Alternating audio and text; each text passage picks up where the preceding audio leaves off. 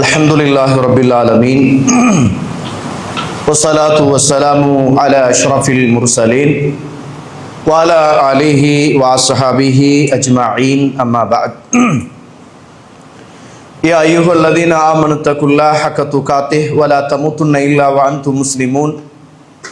Ya ayyuhan nas ittaqu rabbakumul ladzi khalaqakum min nafsin wahidah wa khalaqa minha zawjaha wa batha minhuma rijalan katiran wa nisaa wattaqullaha alladzi tasaaluna bihi innallaha kana alaykum raqiba.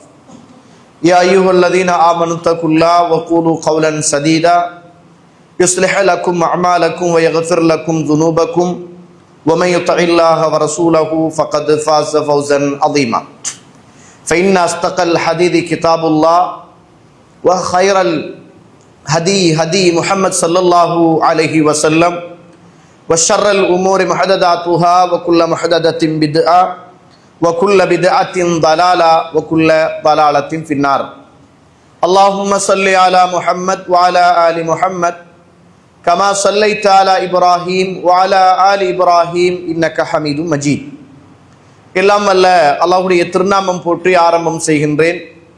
சலாத்தும் சலாமும் இறை தூதர் இறுதி தூதர் முஹம்மது ரசூலுல்லாஹ் ஸல்லல்லாஹு அலைஹி வஸல்லம் அவர்கள் மீதும் அவருடைய வாழ்க்கை வழிமுறைகளை இந்த உலகத்திலே பின்பற்றி வாழ்ந்த உத்தம சஹாபாக்கள் தொடர்ந்தவர்கள் துயர்ந்தவர்கள் இன்ஷா அல்லாஹ் கியாமத்துடைய நாள் வருகின்ற வரைக்கும் தூய்மையான இஸ்லாத்திலே வாழ்ந்து தூய்மையோடு மரணிக்க வேண்டும் என்ற நல்ல உள்ளங்கள் கொண்ட ஆண்கள் பெண்கள் வாலிபர்கள் வயோதிபர்கள் குறிப்பாக என்னையும் உங்களையும் ஈண்டெடுத்து எனக்கும் உங்களுக்கும் அறிவையும் அன்பையும் நேசத்தையும் பாசத்தையும் ஊட்டி வளர்த்து விட்டு இப்போது என்னையும் உங்களையும் விட்டு மறைந்து மண்ணறைகளிலே வாழ்ந்து கொண்டிருக்கின்ற என்னையும் உங்களையும் பெற்றெடுத்த தாயும் தந்தையும், இந்த மண்ணுக்கு மேலே வாழ்ந்து கொண்டிருக்கின்ற என்னையும் உங்களையும் பெற்றெடுத்த தாயும் தந்தையும் மீதும் அல்லாஹுடைய அருளும் அன்பும் பாவ மன்னிப்பும் நரகத்தின் விடுதலையும் என்றென்றும் உண்டாக வேண்டும் என்ற இனிய பிரார்த்தனையோடு ஆரம்பம் செய்கின்றேன். கண்ணியத்துக்கும் பெருமதிப்புக்கும் உரிய இஸ்லாமிய சகோதர சகோதரிகளே, அல்லாஹ்வுடைய நல்லடியார்களே, நானும் நீங்களும் வாழுகிற மார்க்கம் இது அல்லாஹுவினால் எனக்கும் உங்களுக்கும் தரப்பட்ட மார்க்கம்.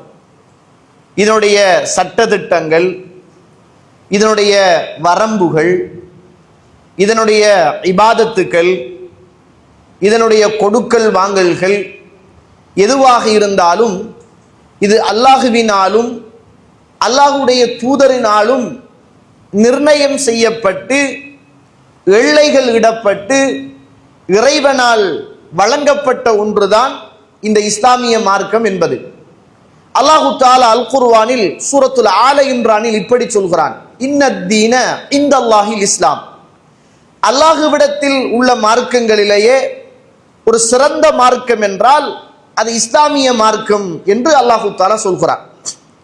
அல்லாஹு தஆலா அல் குர்ஆன் சூரத்துல் மாயிதாவில் சொல்லுகிற போது, அல் யௌம அக்மல்து லக்கும் தீனக்கும் வ அத்மம்து அலைக்கும் நிஅமதி வ ரதீது லக்குமுல் இஸ்லாம தீனா. இன்றைய தினம் இந்த இஸ்லாமிய மார்க்கத்தை பூரணப்படுத்தி உங்களுக்கு நிஅமத்துக்களை எல்லாம் நான் தந்து பூரணப்படுத்தி நான் ஏற்றுக்கொண்ட பொருந்திக்கொண்ட மார்க்கமாக இஸ்லாமிய மார்க்கத்தை ஆக்கி வைத்திருக்கிறேன் என்று அல்லாஹு தஆலா அல் குர்ஆனிலே சொல்வதை பார்க்கிறோம். அப்படியாக இருந்தால் இந்த இஸ்லாமிய மார்க்கம் என்பது ஒரு நிறைவான ஒரு மார்க்கம், ஒரு முழுமையான ஒரு மார்க்கம். யாருடைய சிந்தனைகளும் யாருடைய கலாச்சாரங்களும் தேவையில்லாத ஒரு மார்க்கம், யாருடைய சித்தாந்தங்களும் யாரையும் திருப்திப்படுத்த வேண்டும் என்ற எண்ணங்களும் இல்லாத ஒரு மார்க்கம். இஸ்லாமிய மார்க்கம் என்பது இறைவனை மாத்திரம் திருப்திப்படுத்த வேண்டும் என்ற எண்ணத்தோடு பயணிக்குகின்ற ஒரு மார்க்கம் தான் இஸ்லாமிய மார்க்கம். ஆனால் இன்றைய காலகட்டத்தை நாம் எடுத்து பார்ப்போமாக இருந்தால் இஸ்லாம் என்ற மார்க்கத்தை தாண்டி பிற மதத்தவர்களை திருப்திப்படுத்துவதற்காக இஸ்லாமிய கலாச்சாரங்கள், இஸ்லாமிய போதனைகள், இஸ்லாமிய பள்ளிவாசல்கள், இஸ்லாமிய வணக்கஸ்தலங்கள், இஸ்லாமிய வாழ்க்கைகள், இறைவன் காட்டி தந்த வரம்புகள் எல்லாமே கணக்கெடுக்கப்படாமல் வாழுகிற ஒரு காலகட்டத்தில் நானும் நீங்களும் வாழ்ந்து கொண்டிருக்கிறோம். அல்லாஹுவினால் முழுமையாக்கப்பட்ட இந்த மார்க்கத்தில் அடியானுக்கு இந்த மார்க்கத்தில் அமல் செய்வதை தவிர வேற எதுவுமே கிடையாது. ஏன் சொல்றேன் என்றால், இன்றைக்கு இருக்கிற காலத்தை பொறுத்த மட்டும் இந்த மார்க்கம் எவ்வளவு பிளெக்சிபிளான, ஒரு இலகுவான, ஒரு நளினமான மார்க்கம் தெரியுமா? இப்படியான ஒரு மார்க்கத்தை இந்த உலகத்திலேயே காண முடியாது. அவ்வளவு அழகான ஒரு மார்க்கம். இங்க தனியே இருந்து இந்த மார்க்கத்தை ஒரு மனிதன் ரசிச்சு இறைவன் தந்த சலுகைகளை எல்லாம் இந்த உலகத்தில் ஒரு இடத்துல ஒன்று சேர்த்தால் எவ்வளவு அழகான மார்க்கத்தில் நாம் வாழுகிறோம் என்பதை புரிந்து கொள்ள முடியும். சில நேரங்களில் அல்லாஹுக்கு செய்கின்ற கடமைகளில் கூட அல்லாஹு தஆலா இலகுபடுத்துகிறான்.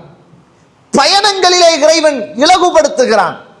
எல்லா காரியங்களிலும் சந்தர்ப்பத்துக்கு ஏற்றாற்போல் மனிதனுக்கு இறைவன் இந்த மார்க்கத்தை கொடுத்திருக்கிறான். ஆனால் அந்த சந்தர்ப்பத்தை எல்லாம் இன்றைக்கு நாங்கள் தவிடுபடியாக ஆக்குகின்ற அடிப்படையில் இன்றைக்கு எங்களுடைய வாழ்க்கை வழிகாட்டல்களை வைத்திருக்கிறோம். உதாரணத்துக்கு சொல்றேன்டா, ஒரு மனுஷனுக்கு இந்த உலகத்துல இஸ்லாத்துல ஒரு மனிதன் இணைந்து கொண்டான் என்றால் அவனுக்கு ஃபர்ஸ்டான கடமை தொழுகை. இந்த தொழுகையிலையும் இஸ்லாம் சலுகையை தந்திருக்கு பாருங்க.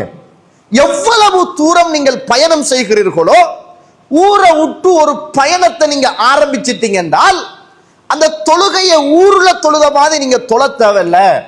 உங்களுக்கு லுஹருடைய நேரத்தில் தொழுகிறதுக்கு நேரம் இல்லை என்றால் நீங்க அவசரப்பட தேவையில்லை. அசருடைய நேரத்தில் நீங்க தொழலாம். அசருடைய நேரத்தில் உங்களால தொழ முடியாது என்று இருக்குமாக இருந்தால் நீங்கள் லுஹருடைய நேரத்தில் என்ன செய்யலாம்? அதை நீங்கள் தொழலாம். நீங்கள் பயணம் போகிற போது ஊரில் தொழுததை போல நீங்கள் தொழ தேவையில்லை. வளமையாக நீங்கள் ஊரில் இருக்கிற போது லுஹரை நாளாக தொழுவீர்கள், அசரை நாளாக தொழுவீர்கள். நீங்கள் பயணம் போனால் அல்லாஹுக்கு செய்கின்ற ஒரு மனிதனுக்கும் இஸ்லாத்துக்கும் இணை வைப்புக்கும் வேறுபடுத்தி காட்டுகிற தொழுகை இல்லை என்றால் அவன் நரகவாதி என்று சொல்லுகிற, தொழுகையை மறுத்தவன் காபிர் என்று சொல்லுகிற அவ்வளவு உன்னதமான ஒரு இபாதத்தில இஸ்லாம் ஒரு மனுஷனுக்கு கொடுத்த சலுகையை பாருங்க. நீங்க எவ்வளவு தூரம் சலுகை செஞ்சிருக்குது. நீ பயணத்தை ஆரம்பிச்சிட்டீங்கடா, ரெண்டா தொழுங்க, லுகர ரெண்டா தொழுங்க, அசர ரெண்டா தொழுங்க. லுகருக்கு தொழ முடிந்தா அசர முற்படுத்தி தொழுங்க. லுகருக்கு தொழ முடியலண்டா நீங்க அசருடைய நேரத்தில் பிற்படுத்தி நீங்க தொழுது கொள்ளுங்க. சுப்ஹானல்லாஹ். நீங்க பயணம் போறீங்க, மகரிபுக்கு தொழ முடிந்தால் மகரிப 3ஆகவும் இஷாவ 2ஆகவும் தொழுங்க. மகரிபு உங்களால தொழ முடியலண்டா பிற்படுத்தி நீங்க இஷாவுடைய நேரத்துல நீங்க தொழுங்க. நீங்க பள்ளிவாசல்ல தொழ தேவையில்லை, இருக்கிற இடத்துல எல்லாமே தொழுது கொள்ள முடியும். உங்களோட பயணம் முடிந்ததற்கு பிறகு நீங்கள் தொழுது கொள்ளுங்கள் என்று பயணத்தில் நீங்க சுன்னத்தான தொழுகை கூட உங்களுக்கு கட்டாயம் கிடையாது என்றெல்லாம் இஸ்லாம் அவ்வளவு சலுகையை செய்து இந்த இஸ்லாமிய மார்க்கத்தை முழுமைப்படுத்திய ஒரு அழகான ஒரு மார்க்கத்தில் நானும் நீங்களும் வாழுகிறோம். உங்களுக்கு தொழுகிறதுக்கு நின்று கொண்டு தொழ முடியும் என்றால் நின்று கொண்டு தொழுங்க. நின்று கொண்டு தொழ முடியலண்டா உட்கார்ந்து கொண்டு தொழுங்க. உட்கார்ந்து கொண்டு தொழ முடியலண்டா படுத்து கொண்டு தொழுங்க. மஸ்தத்தும் எப்படி முடியுமோ அப்படி தொழுங்க. சுப்ஹானல்லாஹ். இப்படித்தான் தொழணும், தொலாத்தி தொழுகை இல்லை அப்படியெல்லாம் கிடையாது. நீங்க ஊர்ல இருக்கிற போது அல்லது நீங்க பயணத்தில் இருக்கிற போது, நீங்க நோயாளியாக இந்த உலகத்தில் மாறுவதற்கு முதல் எப்படி நீங்கள் பயணமாகுவதற்கு முதல் தொழுதீர்களோ, நோயாளியாக ஆகுவதற்கு முதல் இபாதத் செய்தீர்களோ, இப்படியான வணக்க வழிபாடுகளில் வழக்கம் உள்ளவர்களாக நீங்கள் இருந்து உங்களுக்கு ஒரு நோய் வந்தால், உங்களுக்கு ஒரு கஷ்டம் வந்துட்டும் என்றால், உங்களுக்கு ஒரு பயணம் வந்துட்டும் என்றால், அதனால நீங்க தொழ முடியாத நோயாளியாக மாறிட்டீங்கண்டா, அதனால நீங்க தொழ முடியாத ஒரு பயனாளியாக பிரயாணியாக நீங்க இருந்துட்டீங்கண்டா, நோய் வருவதற்கு முதல் எப்படி இபாதத் செய்தீர்களோ, பயணம் போவதற்கு முதல் எப்படி இபாதத் செய்தீர்களோ அதே அளவான நன்மைகள் நோயாளியாக இருக்கிற போது அல்லாஹ் உங்களுக்கு தருகிறான். அதே அளவான நன்மைகள் பயணத்துல நீங்க செய்கின்ற இபாதத்துக்கு ஊரில் செய்ததை போல நிறைவான நன்மையை இறைவன் தருகிறான். நீங்க வுது செஞ்சு கொள்ளுங்க. வுது செய்ய முடியலையா, தயமம் செய்து கொள்ளுங்கள். சுப்ஹானல்லாஹ், எவ்வளவு பிளெக்சிபிளான மார்க்கம், எவ்வளவு ஒரு அழகான ஒரு மார்க்கம். மனுஷனை படைத்தவன், மனிதனுடைய மனநிலைமையை அறிந்தவன், மனிதனுடைய பயணத்தை அறிந்தவன், மனிதனுடைய தேவையை அறிந்தவன், அல்லாஹு தஆலா வகுத்து தந்த ஒரு இயற்கையான, ஒரு இலகுவான, ஒரு முழுமைப்படுத்தப்பட்ட, ஒரு சிறப்பான மனிதரை இந்த உலகத்தில் இறைவன் தெரிவு செய்து அவரூடாக படித்து கொடுக்கப்பட்ட பண்பாடுகள் நிறைந்த ஒரு மார்க்கத்தில் நம்ம வாழ்ந்துகிட்டு இருக்கிறோம். ஒரு மனுஷரு பள்ளிக்குள்ள ரசூலுல்லாஹ்வுடைய காலத்துல வந்த வரலாறு நமக்கு தெரியும். அவர் இஸ்லாம் கிடையாது.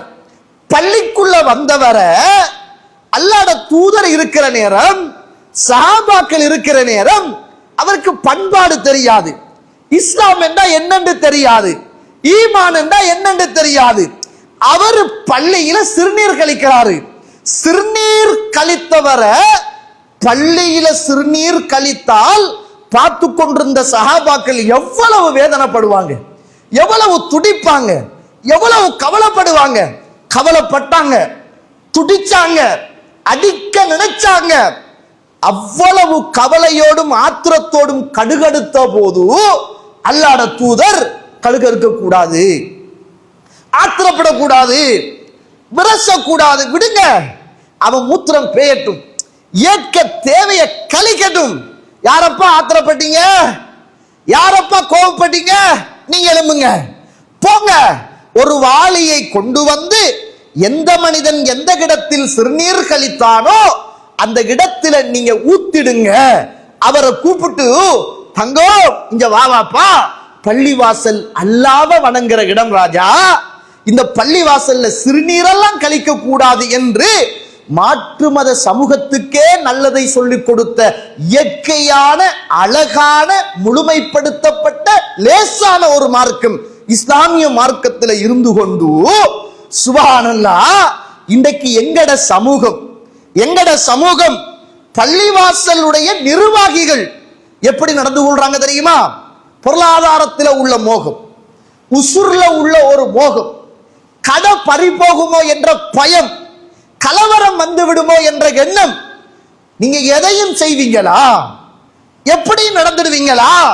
ஒரு இடத்துல, இலங்கையில ஒரு இடத்துல பள்ளுப்பாக்க வந்த பள்ளின சமூகத்தை கூப்பிட்டு அல்லாஹ்வை வணங்குற, அல்லாஹ்வை சுஜூது செய்கிற மாதவிடாய் பெண்களாக நீங்கள் இருந்தால் மஸ்ஜிதுக்குள் நீங்கள் வரக்கூடாது என்று தடுத்த உன்னதமான மார்க்கம் இஸ்லாமிய மார்க்கம்.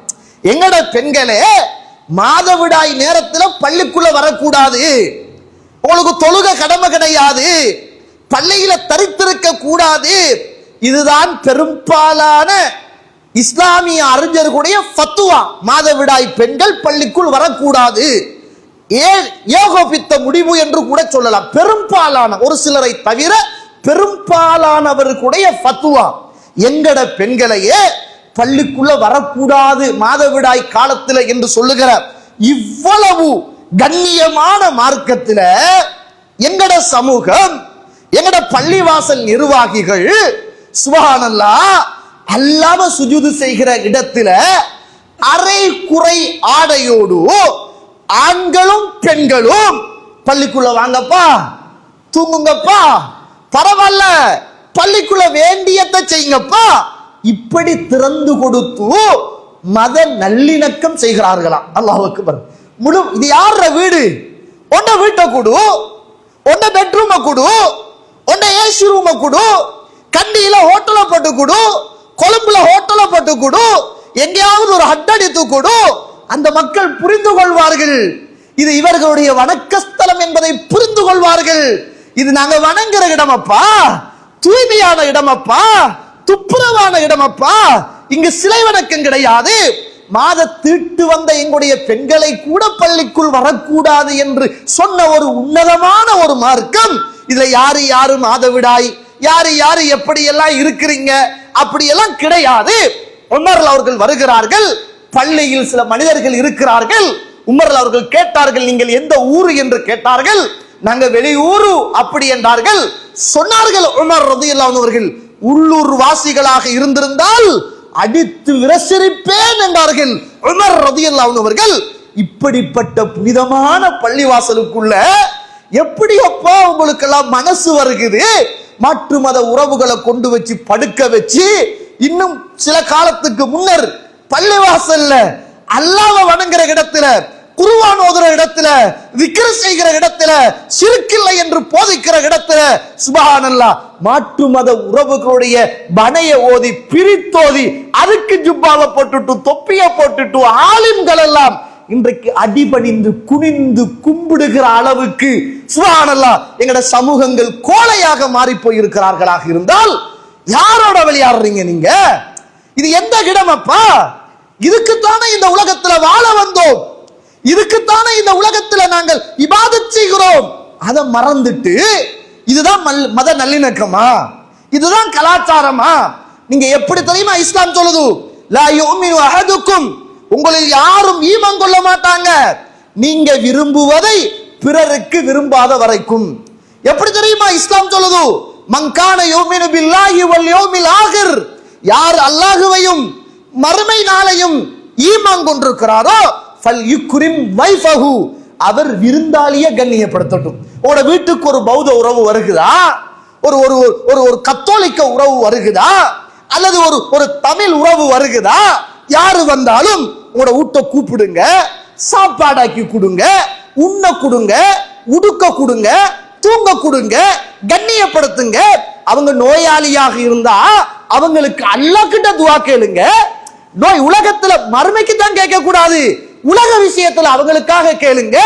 இவ்வளவு பிளெக்சிபிளான இவ்வளவு இந்த மார்க்கத்துல எங்கட சமூகம் போற போக்க பாத்தீங்களா? எங்க போய் கொண்டிருக்கிறது? நிறைவு செய்யப்பட்ட இலகுவான இந்த மார்க்கத்துல, நிம்மதி தருகிற இந்த மார்க்கத்துல சுப்ஹானல்லாஹ் உலக திருப்திக்காக வேண்டி மறுமையுடைய அந்த நன்மைகளை எல்லாம் அழித்தொழிக்குகிற, மறுமையில் அதல பதல பாதாளத்தை பெற்றுத் தருகிற ஆபத்தான காரியத்தை சும்மா லேசா எங்கட சமூகம் செய்துட்டு போகுமாக இருந்தால் நாம் சிந்திக்க கடமைப்பட்டிருக்கிறோம். இதை இந்த சமூகத்துக்கு சொல்ல வேண்டிய கடமையும் நமக்கு இருக்கிறது. இதை பேசுற நேரம் கொஞ்சம் பேருக்கு கோபம் வரும். அது பள்ளி இல்ல, அது பழைய பள்ளி. பள்ளி தானப்பா, பள்ளியில என்னப்பா, மஸ்ஜிது தானப்பா, அல்லாஹ்வை சுஜூது செய்யற இடம் தானப்பா. எப்படி மனசு வருகிறது? அல்லாஹ் ரப்புல் ஆலமீன் அல் குர்ஆனில் சொல்லுகிற போது சூரத்துல் பக்கரா 2வது அத்தியாயம் 185வது வசனம், யுரீதுல்லாஹு பிக்குமுல் யுஸ்ர வலா யுரீது பிக்குமுல் உஸ்ர், அல்லாஹ் தஆலா உங்களுக்கு இலகுவைத்தான் அல்லாஹ் விரும்புகிறான், சிரமத்தை கஷ்டத்தை அல்லாஹ் தஆலா உங்களுக்கு விரும்பவே இல்லை. ஹஜ்ஜை பத்தி இறைவன் சொல்லுகிற போது, நீங்க ஹஜ்ஜுக்கு போன மஸ்தத்தாத்தும், முடியுமாக இருந்தா தான் நீங்க ஹஜ்ஜி போகணும். அல்லாஹ்க்கு செய்கிற வணக்கத்துல, ஹஜ்ஜிக்கு போற வணக்கத்துல பயணம், உடல், பணம், இது மூன்றும் முடிந்தால் ஹஜ்ஜுக்கு போங்க. முடியலையா, ஒருவருக்கு பணம் இருக்குது, உடல்ல குணம் இல்ல, ஹஜ்ஜி கடமை இல்ல. உடல்ல பலம் இருக்குது, பணம் இல்ல, ஹஜ்ஜி கடமை இல்ல. பணமும் இருக்குது, உடல் பலமும் இருக்குது, பயணம் போக முடியல, ஹஜ்ஜி கடமை இல்ல.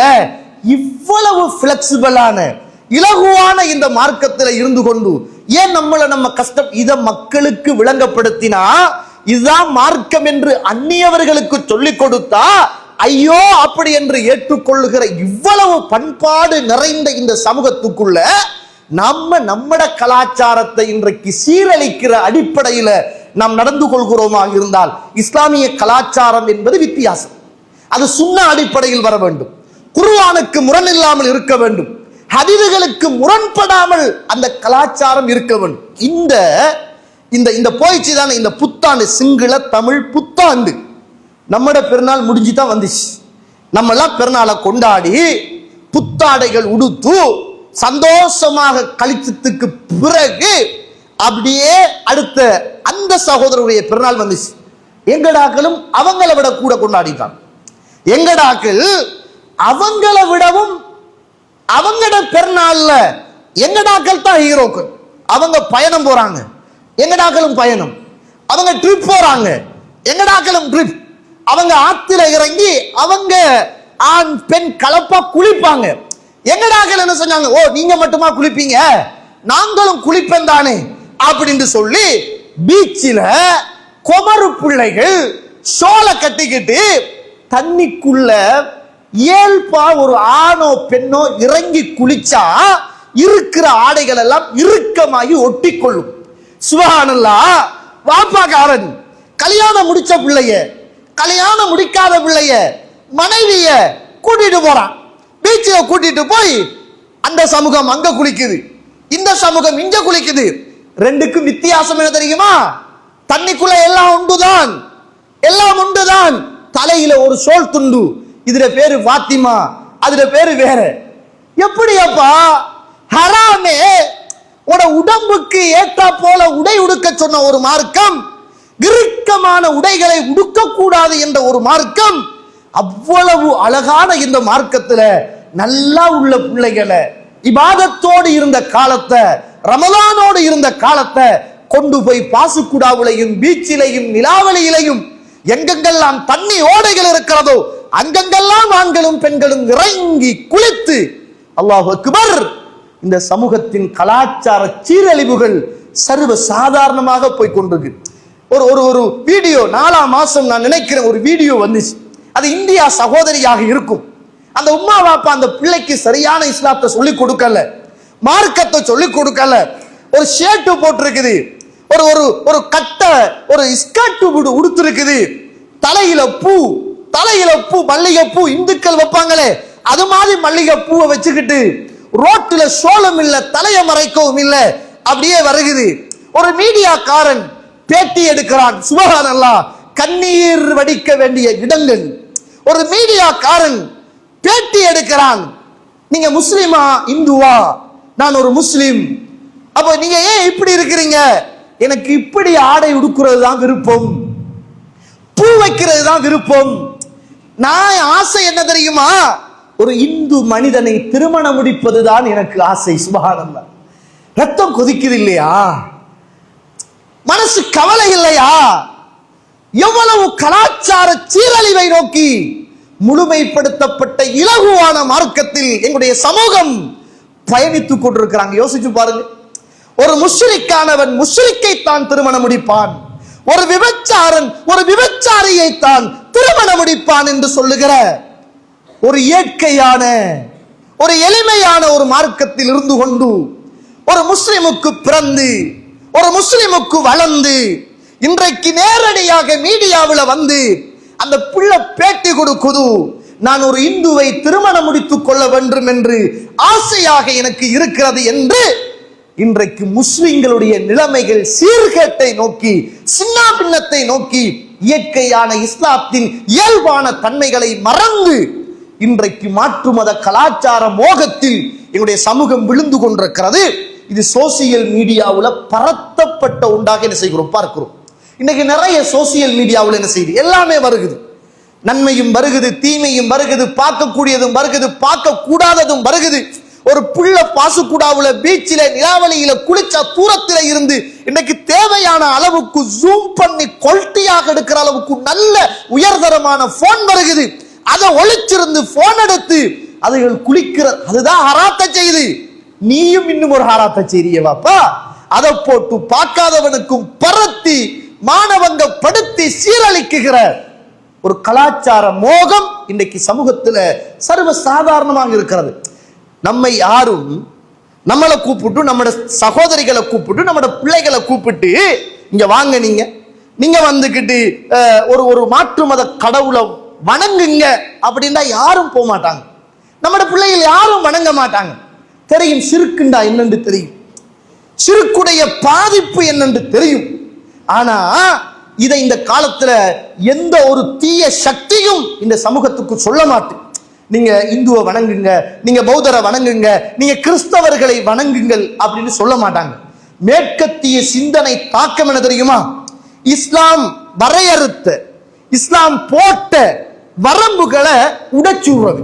உதாரணத்துக்கு சொல்லுங்க, ஆண் பெண் கலப்பு இஸ்லாத்துல கிடையாது. மஹ்ரமி அஜ்னபி எல்லா இடத்திலையும் பேணப்படணும். வீட்டிலும் சரி, மஸ்ஜிதிலும் சரி, யூனிவர்சிட்டியிலும் சரி, காலேஜிலும் சரி, ரோட்டிலும் சரி, எங்க இருந்தாலும் மஹ்ரமி அஜ்னபி பேணப்படணும்.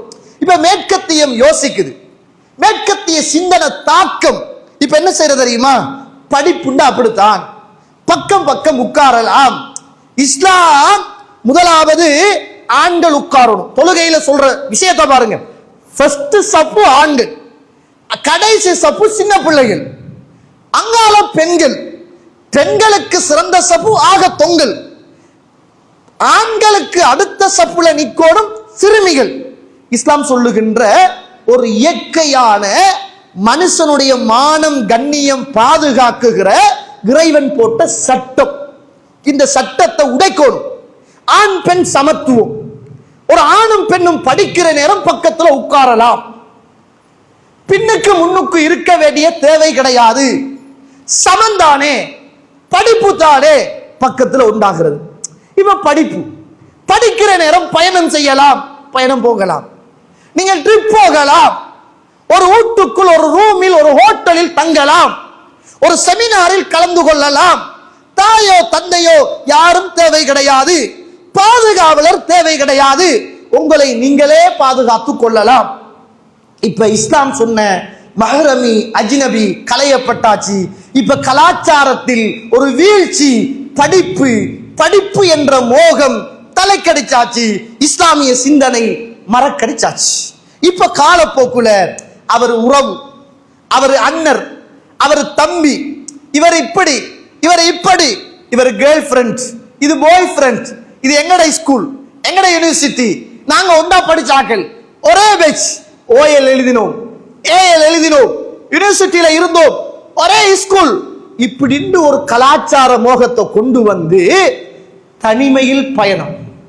காலப்போக்குல நட்பாக இருந்தது, ரெண்டு பேரும் நல்ல புரிதல், அண்டர்ஸ்டாண்டிங், ரெண்டு பேரும் நல்ல படிப்பு, நல்ல பட்டம், அழகு இருக்குது. இப்ப என்ன நடக்குது என்றால், இஸ்லாமிய அடுத்த மோகம் நட்புல இருந்து கொஞ்சம் காதலாக மாறுகிறது. காதலாக மாறி ஒரு 3-4 வருஷம் காதல் தொடர்கிறது. இஸ்லாத்துல பிறந்த பிள்ளை, ஈமானோடு வளர்ந்த பிள்ளை, நல்ல சாலிகான தாய் தந்தைக்கு இந்த உலகத்துல பிறந்த பிள்ளை படிக்க போயிச்சு, பண்பாட்டை மறந்துச்சு, இஸ்லாம் சொன்ன போதனைகள்ல இருந்து தூரமாகிச்சு, காதலாக நட்பு காதலாக மாறிச்சு. 3-4 வருஷத்துக்கு பிறகு புள்ள வீட்டுல நிக்குது, உம்மா நான் திருமணம் முடித்தால் இவரைத்தான் திருமணம் முடிப்பேன். இப்ப மேற்கத்திய சிந்தனை தாக்கம், உங்களை சிலை வணங்குங்கள் என்றால் நீங்கள் சிலை வணங்க மாட்டீர்கள். உங்களுக்கு தந்த சிந்தனை தாக்கம் என்ன என்றால், எல்லாரும் ஒன்று, எல்லாரும் சமத்துவம், எல்லாரும் ஒன்றாக பழகலாம், ஒன்றாக படிக்கலாம், பயணங்கள் போகலாம், நட்பு ரீதியாக பிரச்சனை கிடையாது, ஆண் பெண் என்ற வேறுபாடு கிடையாது. நட்பு காதலாக மாறியது, காதல் கல்யாணமாக ஆகியது. கல்யாணத்தில் ஒரு பௌத்தனையோ ஒரு இந்துவையோ வடக்கிலும் கிழக்கிலும் நிறைய இந்த பிரச்சனைகள் நடந்து கொண்டிருக்கிறது என்பதை மறந்துவிடக் கூடாது.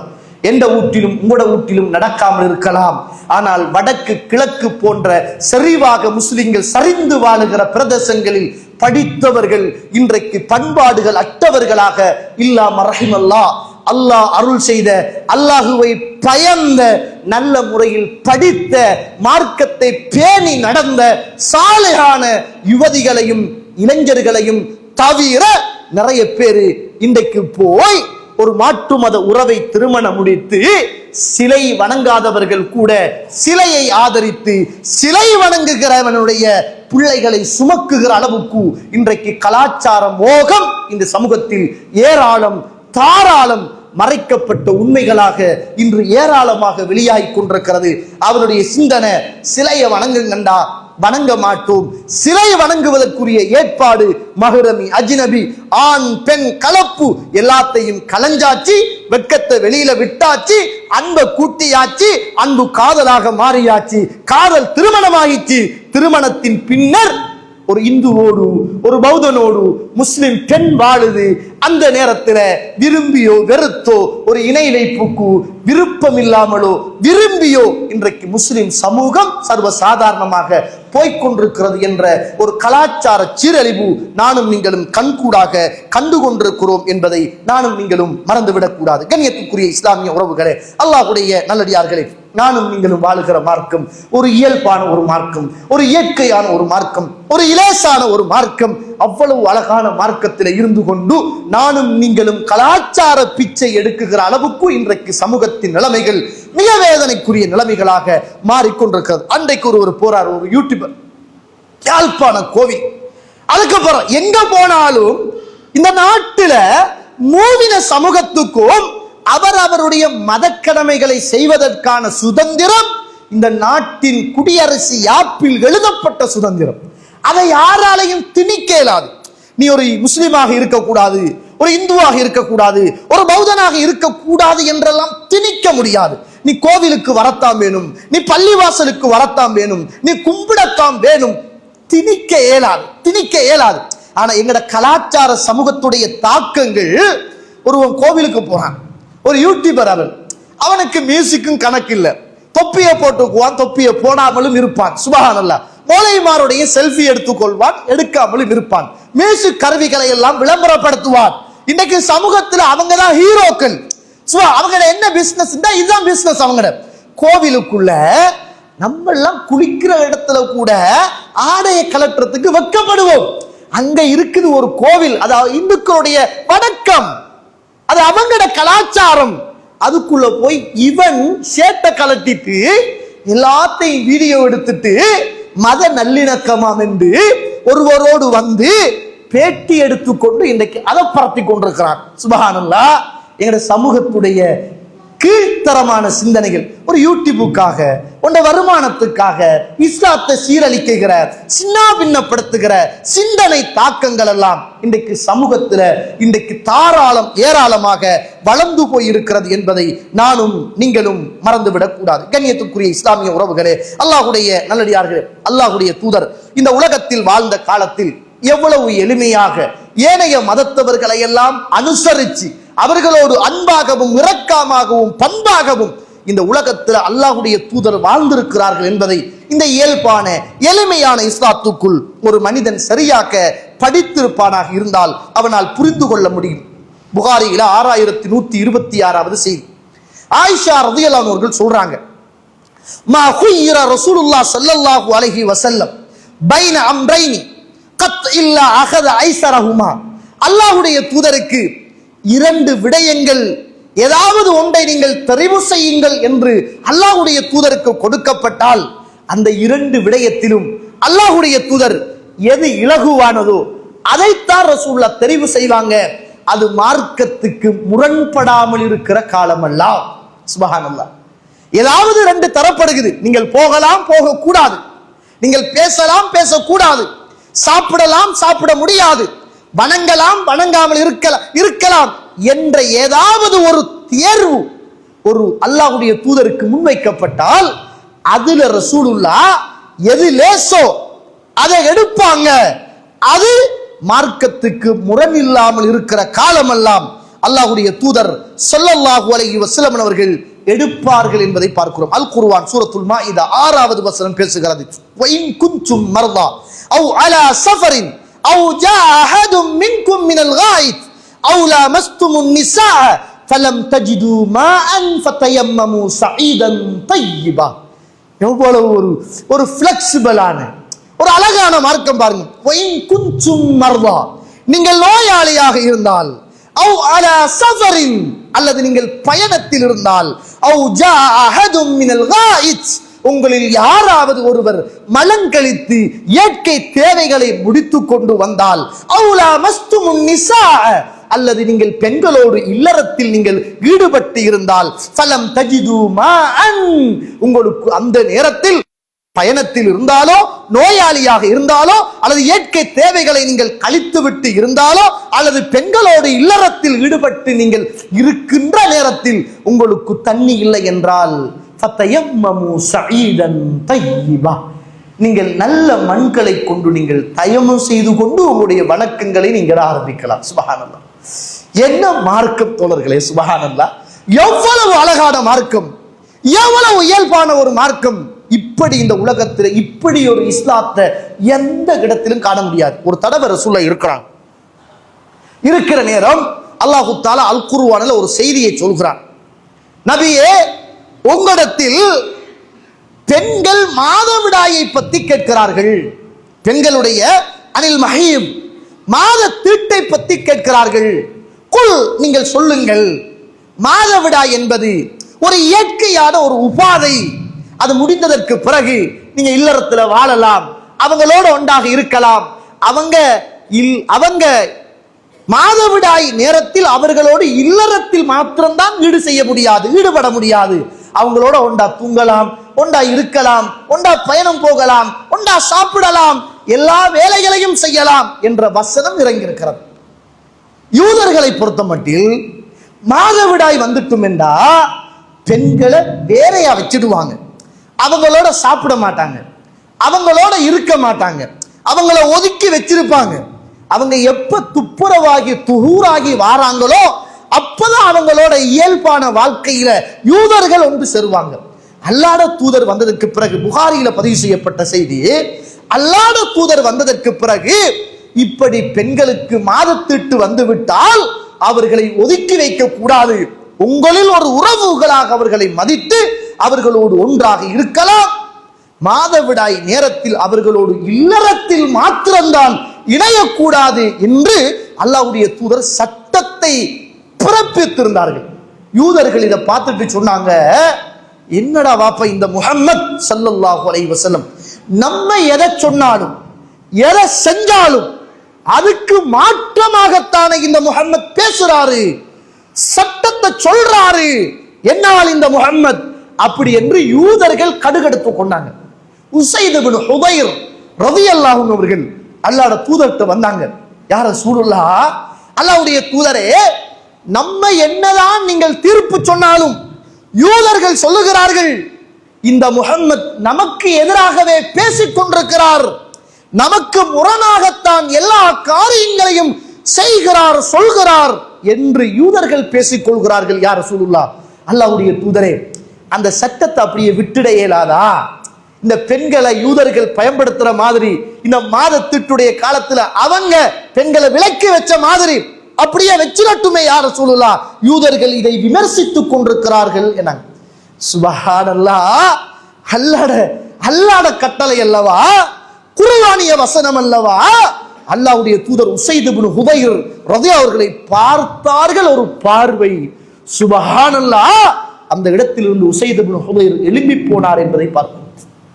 யார் சத்தம், யாரோடு பேச வாரீங்க, எதை அட்ஜஸ்ட் பண்ண சொல்றீங்க, எதை மாற்ற சொல்கிறீர்கள்?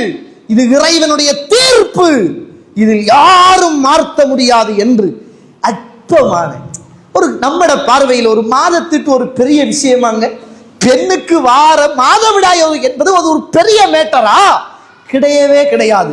அதுல கூட இறை தூதர் இவ்வளவு கடுமையாக நடந்து கொண்டார்களாக இருந்தால் சுப்ஹானல்லாஹ், எங்கட சமூகத்துடைய நிலைமைகள் மார்க்கத்தை மறந்து மற்றவருடைய கலாச்சாரத்துல போய் சீரழிந்து சின்னாபின்னமாகி இஸ்லாத்துல உள்ள அத்துணை நல்ல காரியங்களையும் சீரழிக்குகின்ற அடிப்படையில் அவர்கள் நடந்து கொண்டிருக்கிறார்கள் என்பதை நானும் நீங்களும் மறந்துவிடக் கூடாது.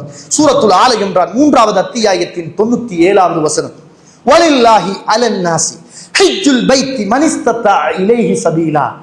யாருக்கெல்லாம் ஹஜ் செய்ய முடியுமோ அவர்களுக்குத்தான் ஹஜ்ஜி கடமை, முடியலண்டா கடமை கிடையாது என்று சொல்லுகிற அளவுக்கு ஒரு பிளெக்சிபிளான ஒரு மார்க்கத்தில் நானும் நீங்களும் வாழ்ந்து கொண்டிருக்கிறோம் என்பதை மறந்துவிடக் கூடாது. கண்ணியத்துக்குரிய இஸ்லாமிய உறவுகளே, அல்லாஹ்வுடைய தூதர் புகாரியில 6443வது செய்தி. இப்படி ஒரு செய்தியை இந்த உலகத்தில் உள்ள எந்த மதத்திலும் யாராலும் பார்க்க முடியாது. இவ்வளவு அழகான ஒரு செய்தி. அன் அபீ தர் ரலியல்லாஹு அன்ஹு قال خرجத்துல் லைலத்து மினல் லயாலி. அல்லாஹ்வுடைய தூதர் இரவு நேரங்களில் ஒரு நேரம் இரவுல அல்லாஹ்வுடைய தூதர் வெளியாகி வந்தார்கள். ஃபைதா ரசூலுல்லாஹ் ஸல்லல்லாஹு அலைஹி வஸல்லம் எம்ஷி வஹதா. அபூதர் இரவு நேரத்தில் அப்படியே வெளியாகி வருகிறார். அல்லாஹ்வுடைய தூதர் அந்த இரவு நேரத்தில் தன்னம் தனியாக அல்லாஹ்வுடைய தூதரும் நடந்து வருகிறார்கள், யாருமே இல்லை. அப்போது அபூதர் யோசிக்கிறார், வலைஸ மஅஹு இன்சான், அவர்களோடு யாருமே இல்லை. அல்லாஹ்வுடைய தூதர் இந்த நேரத்தில் அவரோடு யாரும் போவதை விரும்ப மாட்டார்கள் என்று சொல்லிவிட்டு அல்லாஹ்வுடைய தூதருக்கு பின்னால் நடக்க ஆரம்பிக்கிறார்கள். அப்போது அல்லாஹ்வுடைய தூதர் ஸல்லல்லாஹு அலைஹி வஸல்லம் அவர்கள் மன் ஹாதா, யாரது அப்படின்னு கேட்டாங்க. அந்த நேரத்தில் அபூதர் ரலியல்லாஹு அன்ஹு அவர்கள் சொன்னாங்க, அபூதர் யா ரசூலுல்லாஹ், நான் அபூதர் அப்படின்னு சொல்லிவிட்டு ஜஅலனி அல்லாஹு ஃபிதாக் அப்படின்னு அபூதர் அவர்கள் சொல்லிவிட்டு சொன்னாங்க. அல்லாஹ்வுடைய தூதர் அப்படியே அபூதரை கூப்பிடுறாங்க. நானும் அல்லாஹ்வுடைய தூதரோடு நடக்க ஆரம்பிக்கிறேன். இந்த நேரத்தில் ரசூலுல்லாஹ் எனக்கு பக்கத்தால், அல்லாஹ்வுடைய தூதருக்கு பக்கத்தால் நானும் நடந்து கொண்டிருக்கிற போது அல்லாஹ்வுடைய தூதர் சொன்னாங்க, இந்த உலகத்தில் நிறைவாக கொடுக்கப்பட்டவர்கள் தான் நாளை மறுமையுடைய நாளையில் சோதிக்கப்படுவார்கள், தண்டனை பெறுவார்கள் என்று அல்லாஹ்வுடைய தூதர் ஸல்லல்லாஹு அலைஹி வஸல்லம் சொன்னாங்க. இந்த உலகத்துல யாருக்கெல்லாம் நிறைவான செல்வங்கள் பொருளாதாரங்கள் வழங்கப்பட்டிருக்கிறதோ மறுமையில் அவர்கள்தான் நிறைவான தண்டனைக்குரியவர்கள் என்று அல்லாஹ்வுடைய தூதர் ஸல்லல்லாஹு அலைஹி வஸல்லம் சொல்லிவிட்டு சொன்னாங்க. இப்படியும் இப்படியும் இப்படியும் இப்படியும் அல்லாஹ்வுடைய பாதையில் அல்லாஹ் தஆலா கொடுத்த பொருளாதாரத்திலிருந்து ஏராளம் தாராளமாக அல்லாஹ்வுடைய பாதையில் அள்ளி கொடுக்கக்கூடிய உறவுகளை தவிர என்று அல்லாஹ்வுடைய தூதர் ஸல்லல்லாஹு அலைஹி வஸல்லம் சொன்னார்கள். நானும் அல்லாஹ்வுடைய தூதரும் நடக்க ஆரம்பித்தோம். இந்த நேரத்தில் அல்லாஹ்வுடைய தூதர் ஒரு இடத்தை காட்டினாங்க, வளைத்து கல்பாறைகள், ஒரு சமதரமான ஒரு இடம். இந்த இடத்துல இஜ்லிஸ் ஹாஹுனா, இங்கே அபூதர்ரே நீங்கள் உட்காருங்கள் என்றார்கள். நான் அந்த இடத்தில் உட்கார்ந்தேன். அல்லாஹ்வுடைய தூதர் கற்பாறைகள் நிறைந்த ஒரு இடத்துக்குள் தன்னம் தனியாக போக ஆரம்பித்தார்கள். அல்லாஹ்வுடைய தூதர் போனார்கள். வருகிற வரைக்கும் நான் உட்கார்ந்திருந்தேன். போன ரசூலுல்லாஹ் வரவே இல்லை. மிக நீண்ட நேரம் ஆகியது, வரவே இல்லை. என்னாச்சோ ஏதாச்சோ, அல்லாஹ்வுடைய தூதர் இன்னும் வரவில்லையே, போவோமா வேண்டாமா என்று யோசித்துக் கொண்டிருந்த போது அல்லாஹ்வுடைய தூதர் இந்த இடத்தில் உட்காருங்கள் என்று சொன்னது ஞாபகம் வந்தது. பொறுமையாக அந்த இடத்தில் நான் உட்கார்ந்து கொண்டிருந்தேன். அல்லாஹ்வுடைய தூதர் ஸல்லல்லாஹு அலைஹி வஸல்லம் அவர்கள் தன்னம் தனியாக பேசுகிற சத்தம் என்னுடைய காதுக்குள் கேட்டது. வஇன் சரக வஇன் ஜனா, அவர்கள் விபச்சாரம் செய்து அவர்கள் திருடி இருந்தாலுமா என்ற சத்தம் என்னுடைய காதுக்குள் கேட்டது. மிக நீண்ட நேரத்துக்கு பிறகு ரசூலுல்லாஹ் வெளியே வந்தார்கள். அல்லாஹ்வுடைய தூதரிடத்தில் ஓடி போய் நான் கேட்டேன், அல்லாஹ்வுடைய தூதரே, நீங்கள் கேள்வி கேட்டீர்கள், பதில் யாரும் சொன்னதாக விளங்கவில்லையே, என்ன யா ரசூலுல்லாஹ் நடந்தது, ஏன் இவ்வளவு நேரம் தாமதமாகி வந்தீர்கள் என்று அல்லாஹ்வுடைய தூதரிடத்தில் நான் கேட்டேன். அந்த நேரத்தில் அல்லாஹ்வுடைய தூதர் ஸல்லல்லாஹு அலைஹி வஸல்லம் அவர்கள் என்னை பார்த்து சொன்னார்கள், அபூதர்ரே, அந்த இடத்தில் ஜிப்ரீல் என்னை வருமாறு அழைத்திருந்தார். நான் அவரை சந்திப்பதற்காக நான் போனேன். அந்த நேரத்தில் ஜிப்ரீல் அலைஹிஸ்ஸலாத்து வஸ்ஸலாம் அவர்கள் என்னை பார்த்து சொன்னார்கள், பஷ்ஷிர், நன்மாராயம் சொல்லுங்கள், உங்களுடைய சமூகத்துக்கு நன்மாராயம் சொல்லுங்கள், அன்னஹு மன் மாத்தலா யுஷ்ரிகு பில்லாஹி ஷைஅன் தஹலல் ஜன்னா, எந்த ஒரு மனிதன் இந்த இஸ்லாமிய மார்க்கத்தில் இருந்து கொண்டு இணையில்லாத நிலைமையில் இறைவனுக்கு எதையும் துணை இல்லாமல் இந்த உலகத்தில் வாழ்ந்து ஒருவன் மரணிப்பானோ அவன் நிச்சயமாக அவன் சுவர்க்கம் போவான் என்ற செய்தியை உங்களுடைய உம்மத்துக்கு சொல்லுங்கள் என்று ஜிப்ரீல் அலைஹிஸ்ஸலாத்து வஸ்ஸலாம் அவர்கள் என்னை பார்த்து சொன்ன போது நான், யா ஜிப்ரீல், ஜிப்ரீலே அலைஹிஸ்ஸலாத்து வஸ்ஸலாம், வஇன் சரக வஇன் ஜனா, அவர்கள் விபச்சாரம் செய்து அவர்கள் திருடி இருந்தாலுமா என்று நான் கேட்டேன். அப்போது சொன்னார்கள் ஜிப்ரீல் அலைஹிஸ்ஸலாத்து வஸ்ஸலாம், நாம் வஇன் சரக வஇன் ஜனா, அவர்கள் விபச்சாரம் செய்து அவர்கள் திருடி இருந்தாலும், வஇன் ஷரிபல் ஹம்ர், அவர்கள் மதுபானம் குடித்திருந்தாலும் அல்லாஹ்விடத்தில் அவர்கள் தௌபா செய்ததன் பிற்பாடு மரணிப்பார்களாக இருந்தால், இடை வைக்காமல் மரணிப்பார்களாக இருந்தால் அவர்களுக்கு சுவர்க்கம் உண்டு என்ற செய்தியை சொல்லுங்கள் என்று ஜிப்ரீல் அலைஹிஸ்ஸலாத்து வஸ்ஸலாம் அவர்கள் சொன்னார்கள் என்றார்கள்.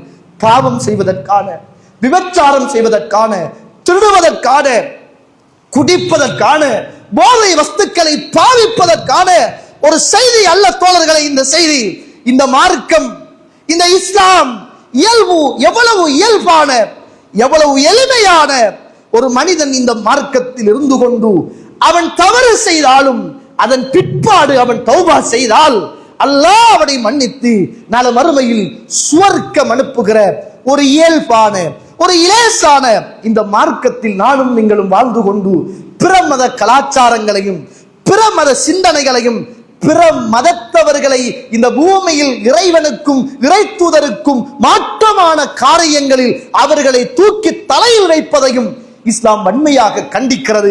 அவங்களுக்கு செய்கின்ற உதவிகள், விருந்தளிப்பது எந்த அளவுக்கு என்றா ஜகாத்து கொடுக்கிற கூட்டம் 8 கூட்டம் என்று குர்ஆன் சொல்லுது. சூரத்து தௌபாவுல 35, 36வது வசனங்கள் 8 கூட்டத்தை பத்தி இஸ்லாம். யார சொத்து? ஜகாத்து கொடுக்கிறது யார சொத்து? ஒரு முஸ்லிமுக்கு தான் ஜகாத்து கடமை. இப்படிப்பட்ட முஸ்லிம்கள் வேர்வை சிந்தி கஷ்டப்பட்டு தியாகம் செஞ்சு உழைக்கிற உழைப்புல 10.75 பவுன் அளவுக்கு அவர்கள்ட்ட பணமோ தங்கமோ இருக்குமாக இருந்தால் 100க்கு 2.5% அவர்கள் ஜகாத்து கொடுக்கணும். இந்த ஜகாத்து யாருக்கு கொடுக்கணும் என்றால் ஏழைகள், எளியவர்கள் என்று இறைவன் சொல்லுகிற 8 கூட்டத்துக்கு கொடுக்கணும். அந்த 8 கூட்டத்துல ஒரு கூட்டம் யார் தெரியுமா? இஸ்லாத்தை எதுக்காத, இஸ்லாத்துக்கு வருவது போன்று இருக்கிற அந்த மக்களுக்கும் நீங்க ஜகாத்தை கொடுங்க என்று சொல்லுகிற உன்னதமான மார்க்கம், ஒரு பிளெக்சிபிளான ஒரு மார்க்கம், ஒரு இயல்பான லேசான ஒரு மார்க்கம் இஸ்லாமிய மார்க்கத்தில் இருந்து கொண்டு நானும் நீங்களும் எப்படி இஸ்லாத்தை மறந்து இந்த உலகத்தில் வாழ முடியும் என்பதை நானும் நீங்களும் மறந்துவிடக் கூடாது. இறுதியாக ஒரு செய்தியை சொல்லி நான் நிறைவு செய்யலாம் என்று நான் நினைக்கிறேன். எவ்வளவு அழகான ஒரு நல்ல வழிகாட்டலை, இப்படி ஒரு வரலாறு இஸ்லாமிய வரலாற்றில் இதுக்கு முதலும் நடக்கல, இதுக்கு பிறகும் நடக்காது. ஒரு தடவை உமர்லாவுடைய வழக்கம் ஒன்று இருந்துச்சு. என்ன வழக்கம் என்று கேட்டா, இரவு நேரத்தில் ஒரு நாட்டுடைய ஜனாதிபதி அப்படியே இரவு நேரத்தில் ஊரை காவல் பண்ணி வருவாங்க. ஒவ்வொரு ரோட்டா வருவாங்க, ஒவ்வொரு வீட்டுக்கு பக்கத்தாலையும் வருவாங்க. ஊருக்குள்ள என்ன நடக்குது அப்படின்னு நாட்டுடைய ஜனாதிபதி வருவார். இந்த நேரத்தில் ஒரு இரவுல ஒரு வீட்டுக்குள்ள இருந்து ஒரு சத்தம் கேட்குது, பால்ல தண்ணியை கலந்துடு அப்படின்னு கேட்குது. அந்த ஒரு தாய் சொல்றா மகள்கிட்ட, மகளே பால்ல கொஞ்சம் தண்ணியை கலந்துடுங்க அப்படின்னு. மகள் சொல்றா, அம்மா பால்ல தண்ணியை கலக்க சொல்றீங்க, உமர் கண்டுட்டாருண்டா கேட்டுட்டாருண்டா எவ்வளவு பிரச்சனை ஆயிடும் அப்படின்னு. உம்மா சொல்றா, மகள் யாரு இப்ப உமர் பார்த்து கொண்டா இருக்கிறாரு, உமர் தான் இல்லையே, தண்ணியை கலந்துடுங்க அப்படி என்று உம்மா சொல்றா. அந்த நேரத்தில் மகள் சொல்றா, அம்மா உமர் தான் பார்க்காவிட்டாலும் உமரையும் என்னையும் உங்களையும் படைத்த இறைவன் இந்த நேரத்தில் பார்த்து கொண்டிருக்கிறானே அம்மா அப்படி என்று அந்த மகள் சொன்ன போது உடனே உமர் ரலியல்லாஹு அவர்கள் வீட்டுக்கு போகிறார்கள். வீட்டுக்கு போய் தனக்கு ஒரு மகன் இருந்தார், ஆசிம். உமர் அவர்களுக்கு அப்துல்லா என்பதை போல இன்னும் ஒரு மகன் இருந்தார், ஆசிம். ஆசிமிட்ட போய் சொல்றார், ஆசிமே உனக்கு ஒரு திருமணம் பேசி வந்திருக்கிறேன், நீ முடித்துக் கொள்வாயா? பாப்பா திருமணமா? யாரு?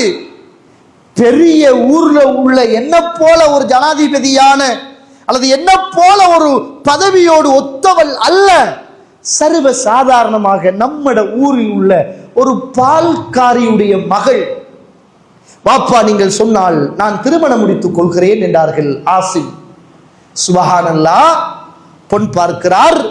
திருமண பேச்சுவார்த்தை ஒரு ஜனாதிபதியுடைய மகளுக்கும் ஒரு ஜனாதிபதியுடைய மகனுக்கும் அந்த கிராமத்தில் வாழ்ந்த அன்றாடம் கூலி வேலை செய்த ஒரு பால்காரியுடைய மகனுக்கும் இந்த உலகத்தில் நடந்த ஒரு திருமணம் என்றால் இஸ்லாமிய வரலாற்றில் மாத்திரம்தான் நடந்திருக்கிறது. கண்ணியத்துக்குரிய இஸ்லாமிய உறவுகளே, அந்த திருமணத்தின் ஊடாக அந்த பால்காரியுடைய மகளுக்கும் உமர்லாவுடைய மகனாருக்கும் திருமணம் முடிக்கிறது. அந்த பரம்பரையில் தான் இந்த உலகத்துல அப்துல்லாஹ் இப்னு Umar ibn Abdul Azeez, Umar ibn Abdul Azeez என்று கேள்விப்பட்டோமே. உமருடைய ஆட்சி போன்று ஒரு ஆட்சி இருந்தது என்று கேள்விப்பட்டோமே. அல்லாஹ் அந்த சந்ததியில் இருந்துதான் அந்த ஆட்சியாளரை கொண்டு வந்தான் என்பதை என்ன செய்கிறோம், இஸ்லாமிய வரலாற்றில் நானும் நீங்களும் பார்க்கிறோம். இந்த உமர் ரலியல்லாஹு அன்ஹு அவர்கள் கடைசியாக சொன்ன வார்த்தைகளில் ஒன்றை நீங்கள் பாருங்கள். ஒரு நாள் சொன்னாங்க உமர் ரலியல்லாஹு அவர்கள், நாளை மறுமையிலே அல்லாஹு தஆலா எல்லாரும் சுவர்க்கத்துக்கு போங்க அப்படி என்று அல்லாஹ்வுடைய கட்டளை வரும். எல்லாரும் சுவர்க்கத்துக்கு போவார்கள். அந்த நேரத்தில் இல்லா வாஹிதா, ஒரே ஒரு நபரை தவிர எல்லாரும் சுவர்க்கம் போங்கள் என்ற சத்தம் வரும். அந்த நேரத்தில் நான் பயப்படுகிறேன், அந்த ஒரே ஒரு நபர் இறைவனால் சுவர்க்கத்துக்கு தடை செய்யப்பட்டவர் நானாக இருப்பேனோ என்று எனக்கு பயமாக இருக்கிறது என்று உமர் அவர்கள் அழுதார்கள் என்பதை பார்க்கிறோம். சுவர்க்கவாதி, சுவர்க்கத்தை கொண்டு நன்மாராயம் கூறப்பட்டவர், அஷரத்துல் முபஷரா என்று சொல்லுகிற 10 பேர்களில் 2வது இடத்தில் உள்ளவர் இந்த உமர். சொன்னாங்க ரலியல்லாஹு அன்ஹு, எல்லாரும் நீங்க சுவர்க்கம் போங்க என்று சொல்லப்படுற நேரம், இல்லா வாஹிதா, ஒரே ஒரு நபரை தவிர நான் நினைக்கிறேன் தடுக்கப்படுகிற மனிதர்களில் நான் தான் அந்த ஒரு ஆளாக இருக்குமோ என்று நான் நினைக்கிறேன் என்று உமர் அவர்கள் அழுதார்களாக இருந்தால், கண்ணியத்துக்குரிய இஸ்லாமிய சமூகமே, கண்ணியத்திற்குரிய இஸ்லாமிய இளைஞர்களே, கண்ணியத்துக்குரிய இஸ்லாமிய பெண்களே, புரிந்து கொள்ளுங்கள், நானும் நீங்களும் வாழுகிற இந்த இஸ்லாமிய மார்க்கம் ஒரு இயல்பான ஒரு மார்க்கம், ஒரு எளிமையான ஒரு மார்க்கம், மற்றவர்களை தன்னை விடவும் மதிக்க சொன்ன ஒரு மார்க்கம், பிற மதத்தவர்களை இந்த உலகத்தில் பாதுகாக்க மார்க்கம்.